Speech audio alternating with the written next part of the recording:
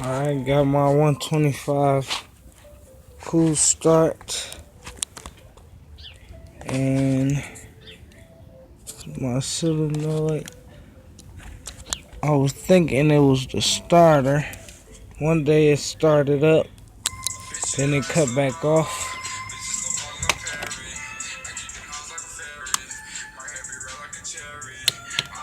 making a clicking sound. It sounds like it's right up in here.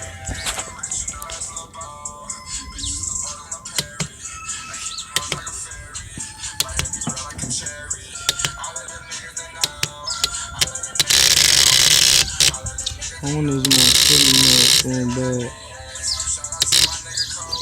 I thought it was the starter.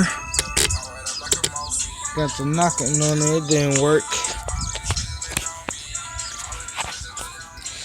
I don't know what's going on. If you guys can help me out here, I would like to know more. What could I do?